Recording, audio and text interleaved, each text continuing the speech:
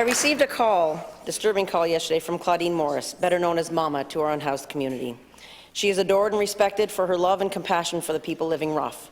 She was in tears as she spoke of a man who is in terrible mental state, with frostbitten digits, and refuses to get medical treatment, refuses to go to shelter, and she's worried about he's going to be the next one to die in the streets. Many times the minister responsible for housing has announced that they're going to lower homelessness by 40%, and I really want to believe him. But when I hear him say things like, if we just give them a home, then they'll lose their reason to be on drugs, it's obvious that he's not in touch with what's really issues. This young man is exactly the kind of situation where our compassionate care motion could save a life, yet the Holt government refuses to support it. So I ask, what immediate actions are you taking, or is this government taking right now to protect the people in our province who are freezing, mentally unwell, and unable to seek help on their own? Thank you, Madam Speaker. I recognize the Minister of Social Development. Madam Speaker, through you to the member opposite. This is one of the most challenging times in our province for winter, and I want to thank the Leader of the Opposition for last week when he helped explain to the public there's different reasons why people don't go and seek out shelter, seek out support. It is complex. Homelessness is complex. Our government now, social development, has expanded our outreach services. All of our outreach, or all of our out of the colds are operating right now, except for Miramichi, where we have delays due to construction. But we have warming centres set up right now, and we're operating our shelter space. Is it enough? I don't know that it's ever going to be enough, but we're not going to stop trying to make sure that it's enough, and we're not going to stop supporting our communities who are now facing challenges that they've never had to face before. And that's why we've expanded our outreach, and there's more we can do, and we're going to continue to do it. Everyone deserves the best opportunity to thrive. I recognize the member for Miramichi West. Thank you to the East, sorry. That's okay, Madam Speaker. There are no warming shelters right now. We have one shelter that's available, and there's only 6 beds, and it's full.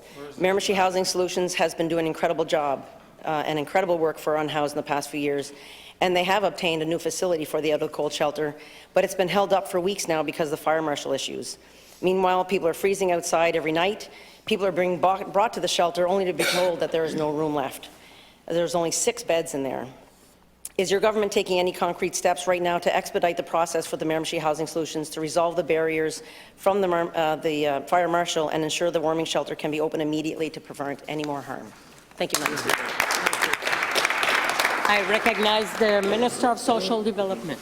Madam Speaker, to you, the member opposite, we are doing all we can to work with the Office of the Fire Marshal, working in partnership with our community partners.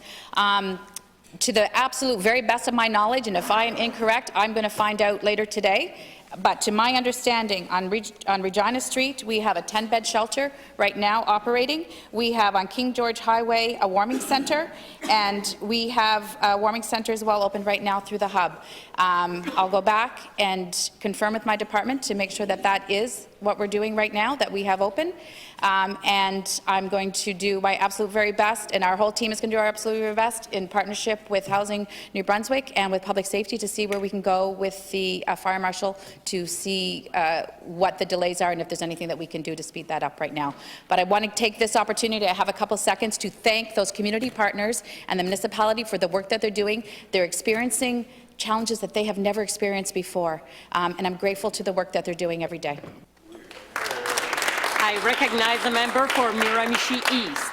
Thank you, Madam Speaker. And there are many issues, and it's many layers, and it's not just as simple as one thing or another. And I do appreciate all the comments from the minister. And to my knowledge, the one on the King George Highway is not open yet. So if you can check into that, that would be fantastic. But the most of the unhoused is not.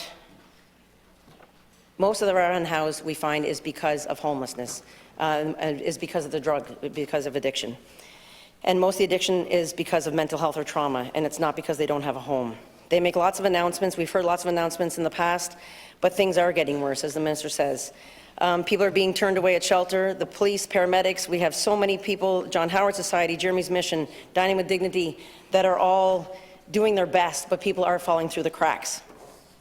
Madam Speaker, with all these great organizations that are already doing the work, meeting the needs that they can, They've built relationships of trust with many of them. What outreach is the government doing to not reinvent the wheel, but to work with the organizations that already exist to help them get people off the streets right now?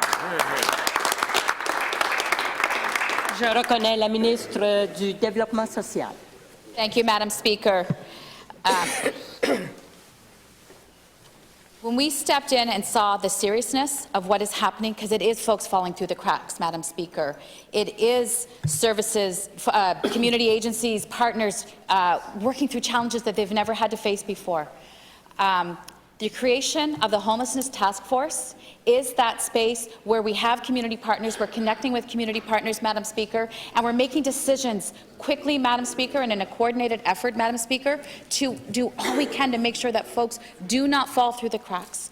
It's why we brought on mental health into that space. It's why we have housing. It's why we have social development. It's why we have municipalities there. It's why we have public safety, so that we can work together to do all we can to make sure we are coordinating our efforts. And I'm grateful to the member opposite. Any opportunity that they want, that you would like to reach out, or any member in this room would like to reach out to share what is happening in their community, please do. Together, we will make a difference. I recognize the member for Sussex Three Rivers. Thank you, Madam Speaker.